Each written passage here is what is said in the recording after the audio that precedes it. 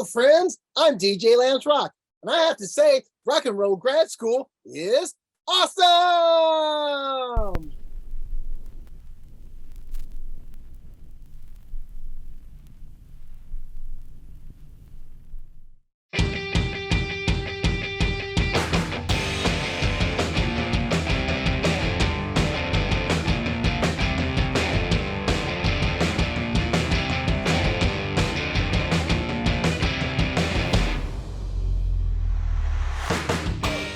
This is Rock and Roll Grad School with your hosts, Heidi Hedquist and Luke Poling.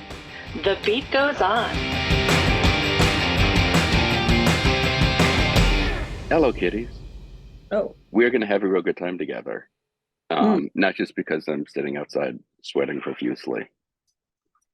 I am on burger making duties for the elder who has COVID. So, Yes.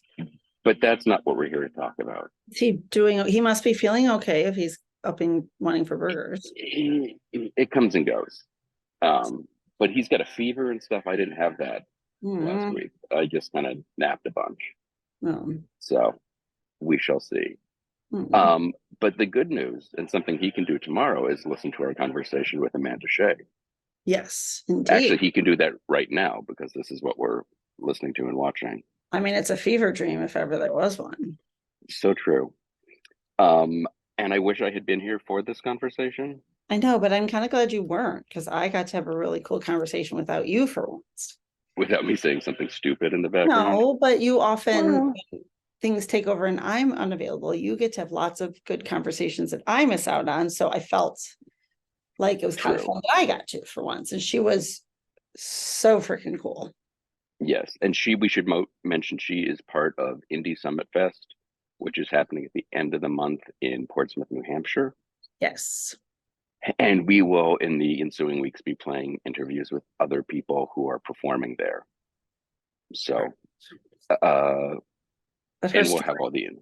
Is really outstanding and really cool and really inspirational. And she's not only super talented, she's doing a lot to foster other talents. And she's just cool. Yeah, listening to the interview was a little jealous that I missed out on this one. It's okay. So, but at least I got to participate vicariously by listening. Yes. See? Other things we should note, we should say gracias and vaya con Dios to Jimmy Buffett. Yes. Gary Wright and Steve, and I don't know his last name, from Smash Mouth. Yes. Yeah, muchas gracias. I don't know what else to say. I don't know. It's a very It was a rough weekend. I know, it was a rough weekend in the music world. I just felt like anytime one of us texted the other one, it was... I know. Here's someone else who sadly passed away. Yes. No, it is not good. Are you seeing Aerosmith on this tour? I'm not. On the farewell? I saw a photo. I guess they opened the tour this weekend in Philly, which is a good thing I didn't have tickets. They have like a 3D Aerosmith logo above the stage that looks amazing. That's kind of cool. They put on a great show. They do. I've seen them multiple times. Yes. I feel like you have to. I was telling the children, if you are born in Boston in the 70s, you are given a copy of Toys in the Attic, like with your birth certificate. Well, of course, as well you should be. Exactly. Most children should get that when they're born. No, because every child needs to hear Big 10-inch record. I think it sets the stage for life. It really does. I mean, come on. Much like the whole Mick Jagger, Mitch McConnell meme. Yes, very, very true. You know? And new album announcement tomorrow. Big stuff happening. Yeah, I don't know if I get the title. I don't know if I'm supposed to. I don't know if we're supposed to either. Yeah. But we'll find out. We will. Look at this. We shall. I missed a great concert this weekend because I was up north for my aunt's surprise party, which we didn't get to go to because they got COVID. But I got lots of pictures and video of the concert I was supposed to go to of Phoenix and Beck, and it was awesome. That would be a good show. Have you seen Yeah. him before? I haven't. So I was a little bummed that I wasn't able to go. But I kind of had a feeling something would come up because when it was Labor Day weekend, even when we got the tickets, I was like, something's going to happen. I can't go because it's Labor Day weekend. Right. So, Sure. but their Yeah. stage show was amazing from what I could tell. Phoenix's was unreal. Really interesting. Yes. Resilience. The saying goes, when the tough get going, the going get tough. Must not have met my mother. The scars she bears are invisible. Only those with the third eye could see. You see, her body is strong, agile, but weakened by her experiences. Black women are to only be strong, no complaints, no check-ins, only checkups to ensure the body is intact. Heavy the head who wears the crown, but I see it slipping. Weight on her shoulders, she carries worlds around. We simply orbit in her universe, even when she's lost in her own space. Who will carry her burdens?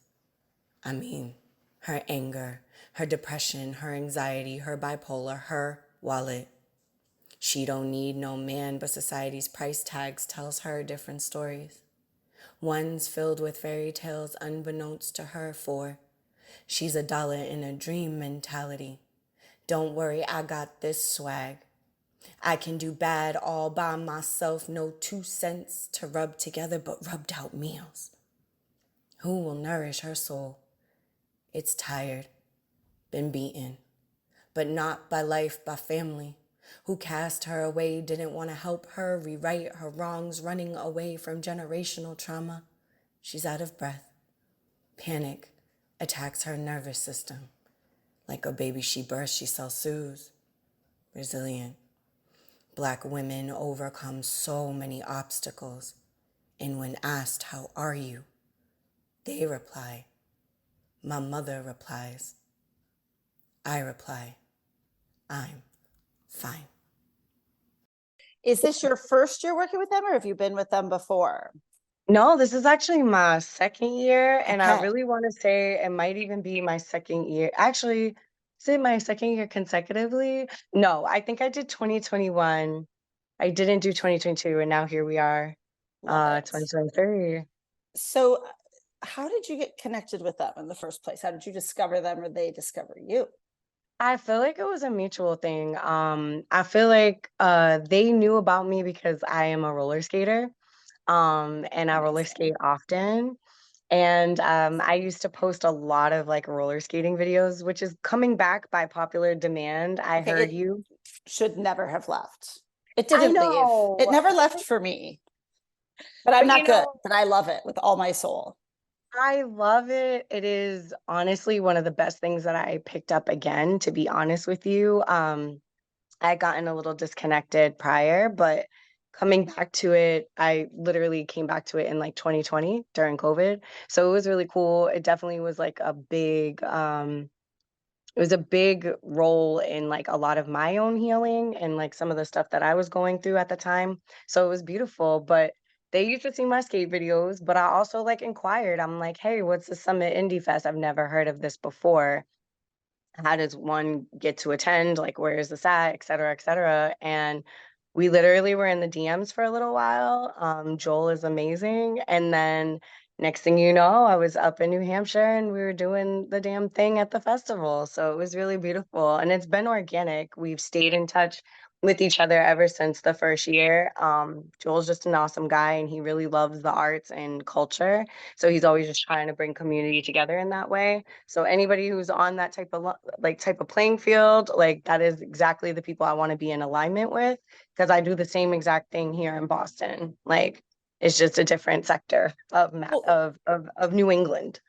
Well, and you're on multiple creative playing fields simultaneously. When I was like researching you and like learning about from your spoken word to you work on the publicity side to, I mean, you're all kinds of amazing arts awareness and activism, all this great stuff. How do you put all those hats on and be in all those places, because I want to do all of those things and I can only balance one at a time. So, and I want to be roller skating too at the same time. So tell me all your secrets. I tell everybody I'm an Aquarius.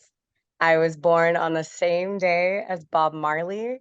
I don't know what that means, but I think it's like really, really amazing. It's My phenomenal. best friend was born on the same day as Michael Jackson. So we go back and forth That's about amazing too. like who's more iconic, but I feel like everybody is a legend in their own right, if you will. True.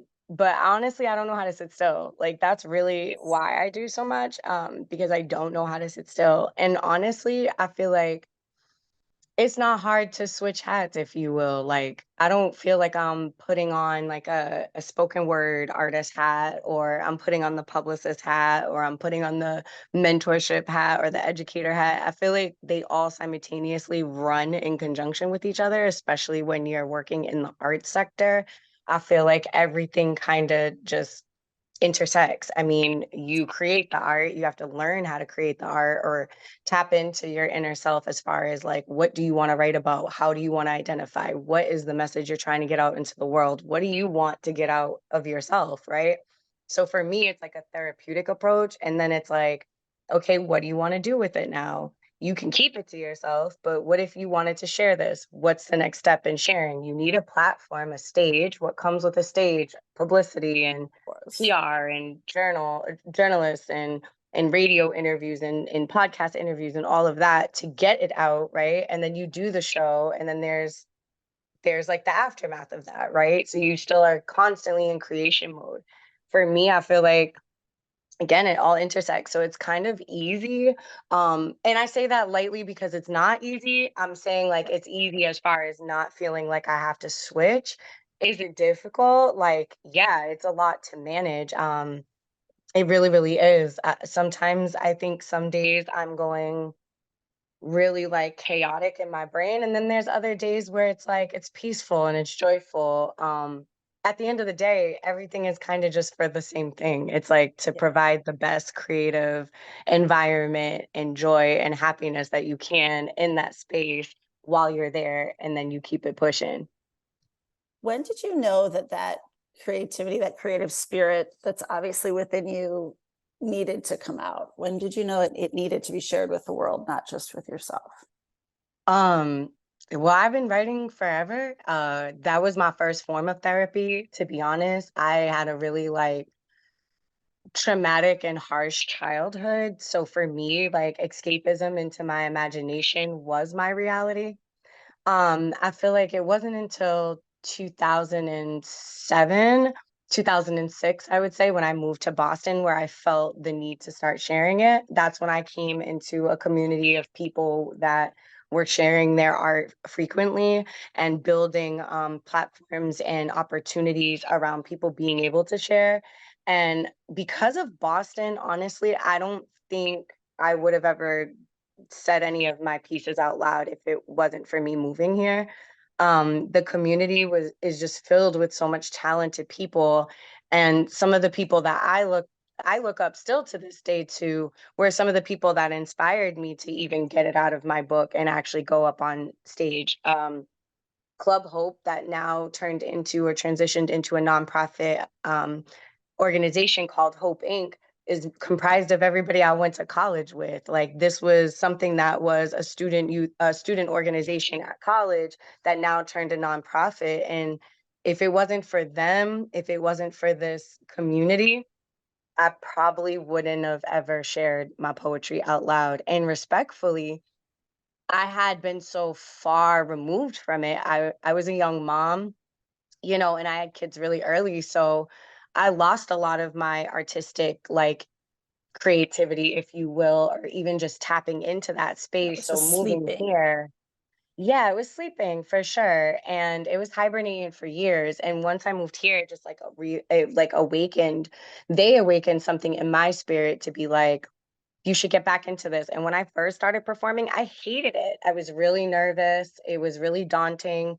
I didn't feel like I was being myself. I felt like I was being performative and trying to extract things that I saw from other people around me to make me who I am. until I realized, you know, stepping off stages didn't feel good because I felt fraudulent. I didn't feel like I was being myself. And luckily that changed. I went through that for like the first 2 years of my career. And then that changed once I went on tour with Be Heard World. And I think that was the moment in 2018 that I was like, you could literally just be your authentic self, and that's okay. You could talk about anything that you want to. Don't be afraid of like sharing like the harsh truths and the harsh topics that you want to talk about in fear of or in lieu of you being taken off a stage or not giving an opportunity or people not being cool or consuming the material that you want to, you know, share. And I think that just kind of took me off from there. That's when things like really started to become magical, if you will, where everything started coming into alignment. The stages that were coming and being approached to me, I was no longer searching for stages. I was being brought on to stages, and I really felt good about it because I'm like, this is the stuff that I want to talk about. I found my voice, and it doesn't sound like anybody but me, and I'm lucky for that. Like I was blessed to find that. That was a really good opportunity. But I think all artists go through that. Like when you're first starting out, you're just kind of like a baby Yeah. deer, Right. you know, trying to get your footing. And then you realize, you know, through experience, like what it's all for. And that's the hard part as artists. It's like, are you creating for yourself? Or are you creating for the audience? Or And both. or both. And for me, I had to say, I'm not creating for the audience. I'm creating for me. It's about what I want to talk about in hopes that it touches someone or resonates with someone or triggers someone to do the work or you know, have an inner understanding of themselves and others around them. You know what I mean? Yeah, I do. Well, and I think that's something so many of us go through years and years of therapy or whatever we're going through to try to figure out who our authentic self is or how to awaken who our authentic self is. And I think so many people never quite get there. And as you said, so often when you are in a performing state, naturally you're expected to be performative, or you think you are. So how do you separate those? And that's a really amazing thing to discover, and a really challenging one too. Was there a particular moment that or occurrence that happened where you're like, no, not to, where you basically what you just said, or did just you wake up and just realize like, what am I doing? This is it. It just sort of the lights went on. I think for me anyways, I didn't go to school for, you know, literature or you know, art or anything. So for me, I kind of felt like stuck between those parallels of like technically and educationally trained to, you know, just naturally wanting to do this. And I think that's what separated it for me. The tour was really challenging, honestly. It's actually now a documentary that people can stream on Prime Video. You get to see baby Amanda from Love like it. 6 years ago That's being awesome. really insecure. It was a really challenging time for me because one, we had cameras everywhere. Two, I was surrounded by a lot of different talented creatives who seemed very sure of themselves, very confident, had been working with each other for years at this point. And here I was, even though I knew these people, it was a different capacity of getting to know these people. And I was really insecure. I didn't memorize my material at that time. So I was challenged in the beginning. They had a poet drop out. They actually had two poets drop out. And at the time, I was doing some of their marketing. And they had came to an open mic that we were throwing at Dudley Cafe with Hope Inc. And they were like, wait, you do poetry? Like, so I had been working with this company they didn't know. And I was like, yeah. And they were like, what do you think about writing 3 poems for this piece that we're going to take on tour? Now, mind you, there was so many different factors happening. Like one, I have 2 children that were still in school. I still have one that's still in school. I had never left my kids for longer than a week. So at this point, this was the longest time I had ever been separated from them. So we were going on tour for 2 weeks. We were heading to 5 different places that I've never been before in my life. At the time, I've never really taken a plane. I've only been on a plane twice in my life at that point. So it was a lot of new things, and it just felt like it was all coming at once. And then on top of it, it was the material itself was hard to write. We were talking about racism, and that's hard to talk Yeah, about. And of course.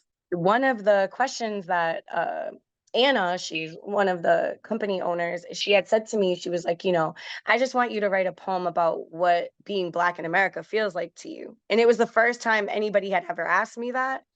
And on top of it, she was like, what does it feel like to be interracial and be in America? And that, I think that was probably the best poem I had ever written in my life, because it made me go deep into my childhood and dig through all these things and like see what my family was like. Because my mom's side of the family was very racist. They were Portuguese, and they definitely did not want any type of Black blood to be introduced into the family at all.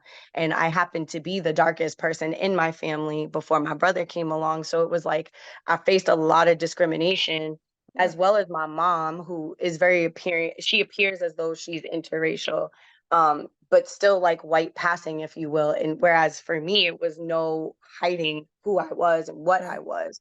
So it was a really challenging moment. I had 3 weeks to write 3 new poems and memorize them, and then go on tour, send my kids down south with my mom, drove them down, drove back up, packed, and then left. So it was a lot. Yeah, and it's not just write 3 poems. These are like use like depth of your soul, like critically important subject matters to all.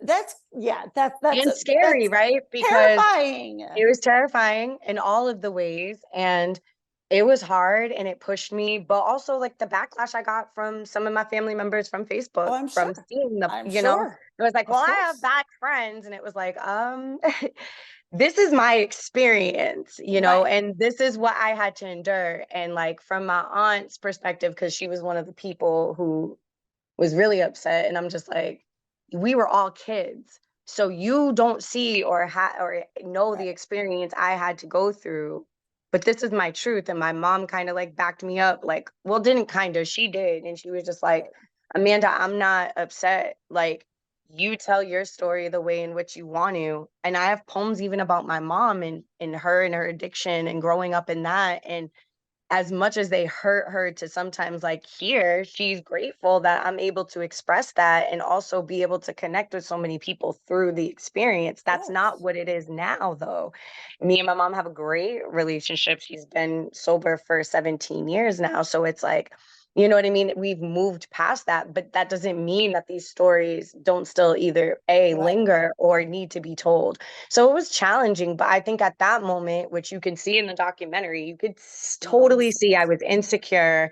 I was very like, it was just a lot. Like you can see it all in my face, and even the stories and the questions that they asked us while we were on tour and also after tour, you can see the change in like who I was. It's so magical to be able to have that on camera of where I was 6 years ago, where I was like, I'm starting this career as an artist full time, and I'm taking this seriously, to now. It's a way different person, to be honest with you. And at the time, I quit my job too, right before the tour. I was an accountant for 10 years. Oh my God. So then you have your like financial brain going, is this a good idea? Like fighting the creative brain going, I need to do this. Yeah, I've lived several lives. I keep telling people, like, I'm like, I've lived several lives, but definitely was an accountant for 10 years. And even that kind of just like fell on me. I was managing a whole department before I quit. I was in the role for a year. And what's crazy is I don't even have an accounting degree.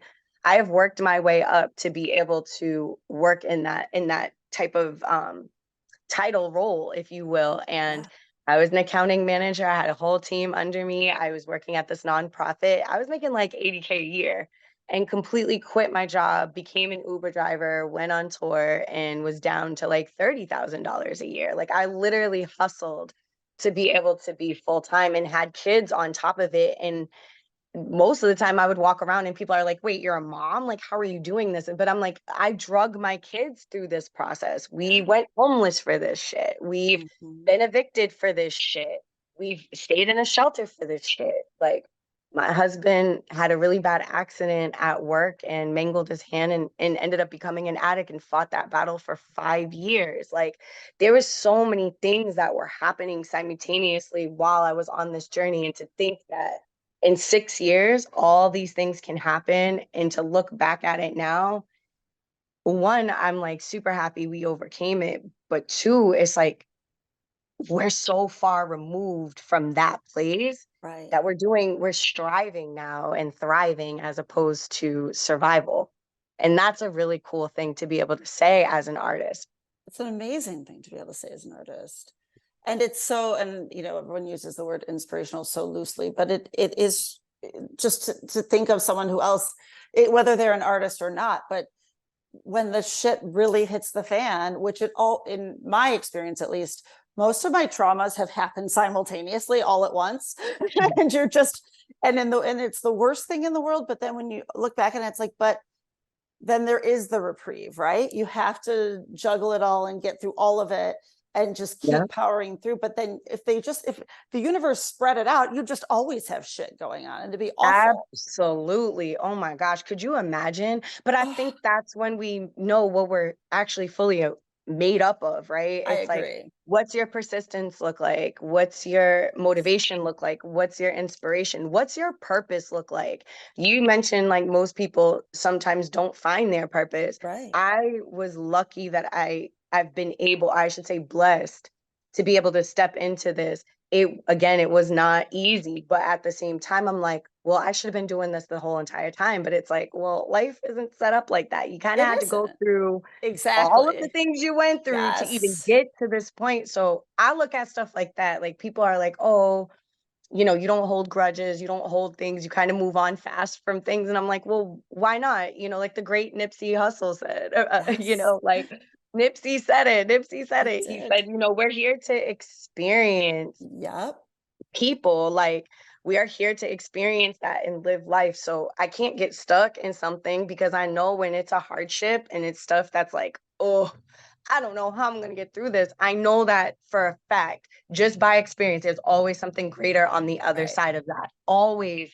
People are like, no, well, everybody says that, so cliche, but it's like, no, it's actually true. Like, Right. it's going to rain down and then the sun is going to come out again. It's just, that's how it works. It's just, who are you as a person? What's your character set up like while you're dealing with that? If you're going through hardship and treating everybody like shit, you know what I mean? Like, what does your Right. insides look like? So for me, I just be like, bring it on, because I know that 9 times out of 10, I'm learning something, hopefully, because I'm an Aquarius. I'm a little stubborn. I kind of have to go through shit a little bit more than once. I'll Totally be get honest. that. I know myself. I'm very self-aware. I'm going to learn something, maybe a couple times, but also I'm going to get through it and it's going to make me a better person. And that's what I think the purpose of me being in this world is like to follow my purpose, which is to share my truths unapologetically, authentically as possible, and be honest and spread knowledge from an experience level. But also at the same time, like, this is my purpose because what else would I be doing? Why am I here? Right. Well, and I think sometimes people find their purpose, but there's that terror of, it's a fear. There's people are so fear-based. And you're right. I think often people it rains a lot longer for some people because they're so Complacency. focused. Right. They're either complacent or they're so focused on just the minutia of the problem that they miss the window that's going to take them to the next thing, or they miss the moment that, okay, it's still crap, but okay, this was a good day. We've had one good day. We might get 2 good days. Let's just stay on this.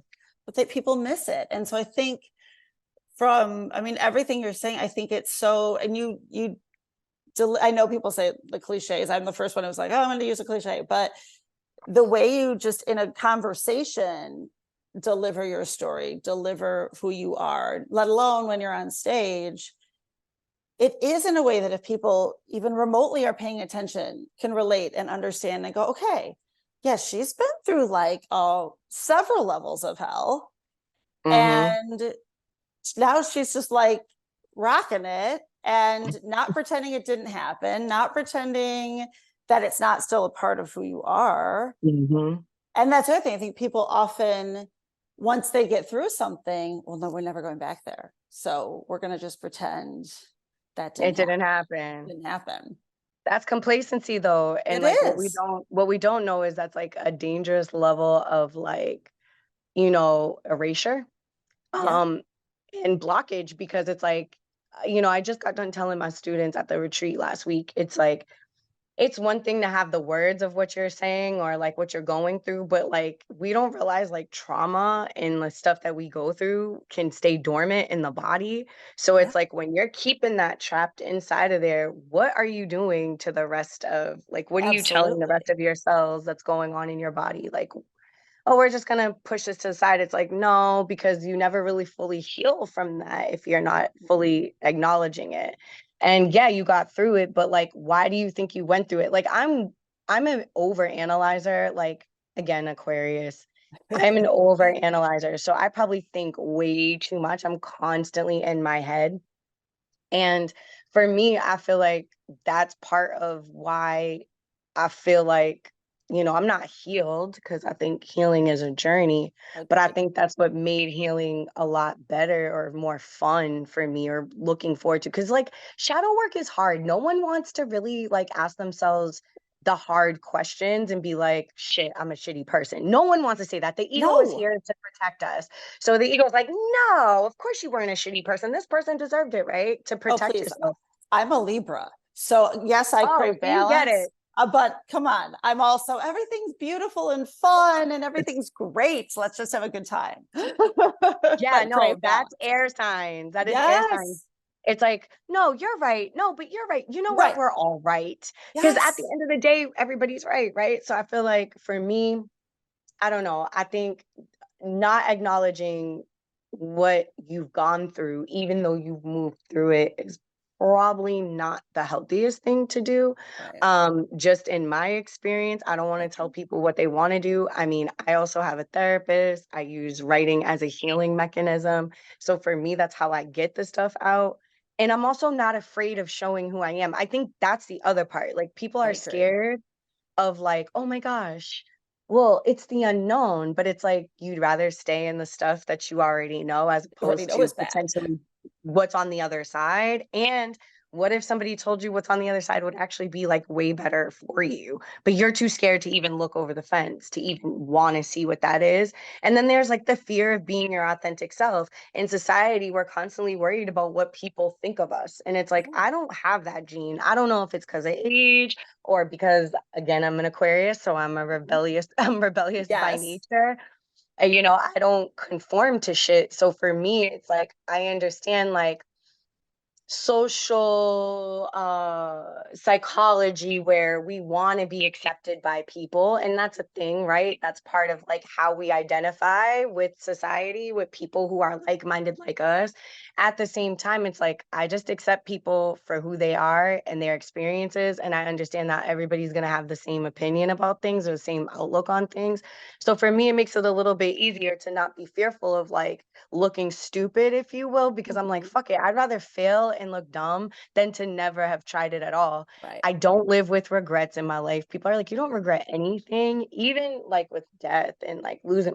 They're like, you don't regret it. I'm like, it's part of the plan. I Right. don't have control over nothing. I've relinquished and surrendered control way long ago. Like, I understand I can have a plan and I can work on said plan, but at the end of the day, God, universe, ancestors, all that is above me. I Yep. can only do but so much.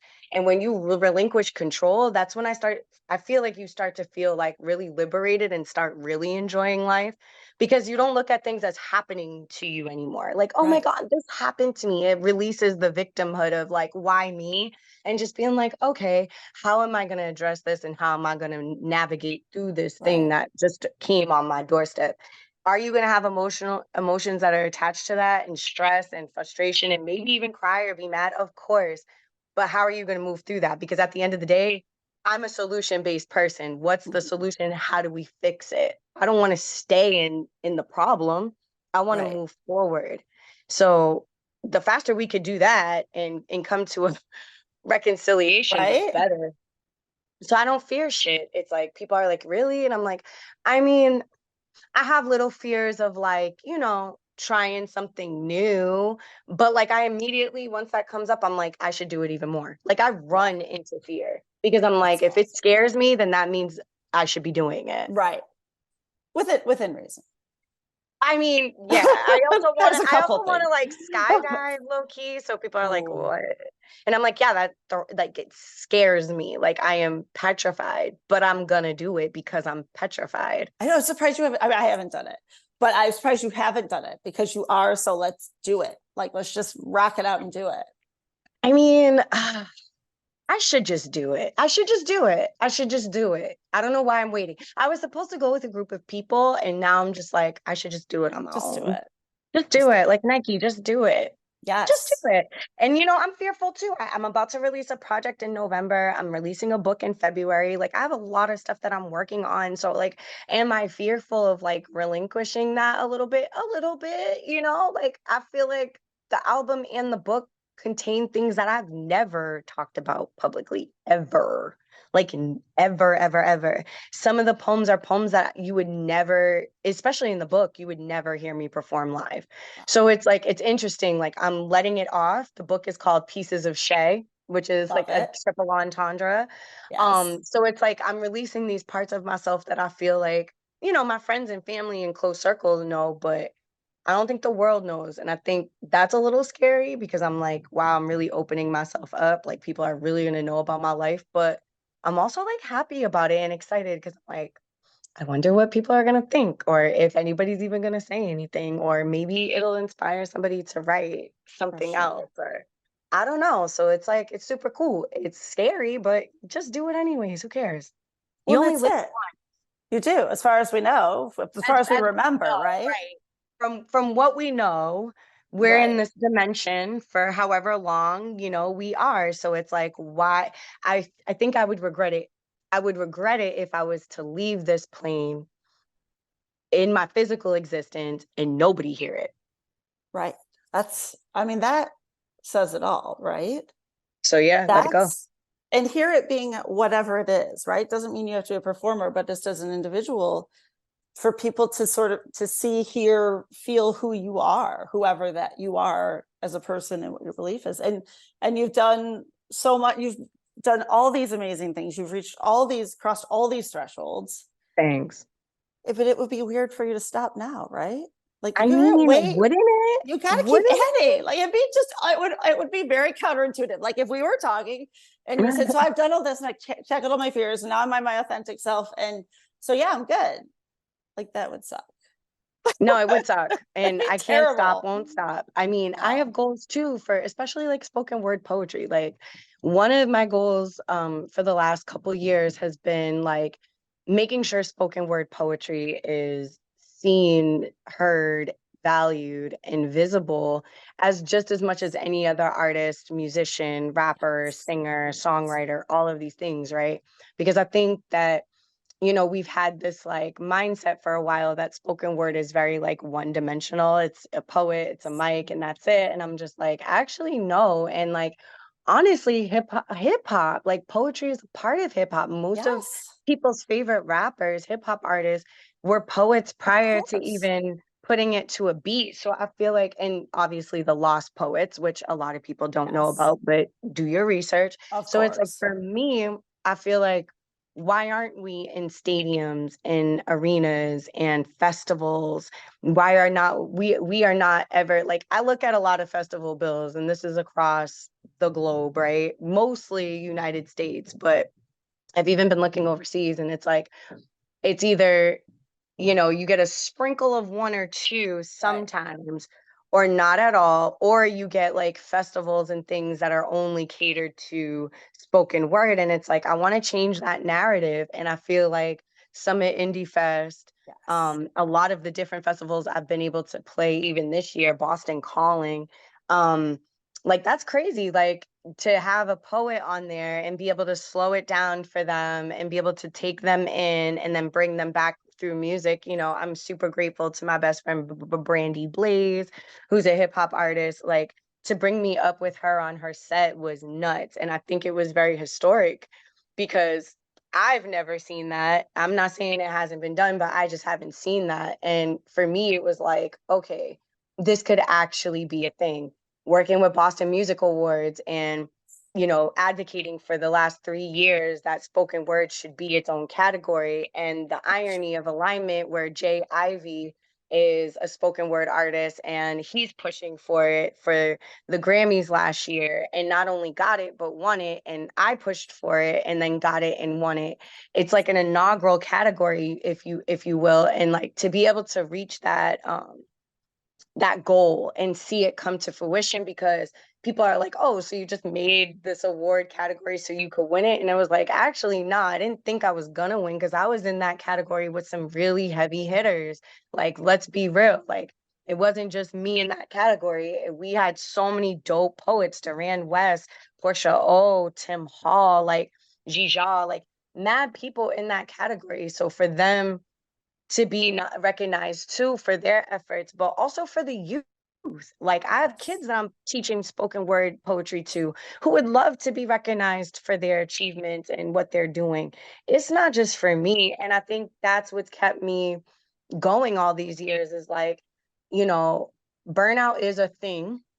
And I'm not saying that I don't sometimes experience that, but I think the overarching motivation is like, this ain't just about Amanda Shea. Like, it's great my name is in lights and like people recognize me and stuff, and like that's super fucking cool, right? Like, it is. And I'm honored to be able to receive love and support in that way. At the same time, I'm just a vessel and I'm just trying to share my truth, but also ensure that like the generation behind me and the generation coming again after them and after them have not only an open door, but it leads to so many other more opportunities. It's not just about me. And I think that's what separates me from a lot of different people is like I've been community based since the beginning. Like, even if I left Boston, I would still be doing work in Boston, even if it was remote. Like, I am not from Boston, but I've been living here for almost 18 years. Actually, my anniversary just passed. I moved here August 16th of 2006. And now I've been here for this long, but I wear Boston like I'm from here. I love this city. It helped shape me as a human, as a mother, as an artist, as a community member. Like, I didn't know how to contribute to community in ways that I'm contributing now based upon what I've been able to absorb and be wrapped in.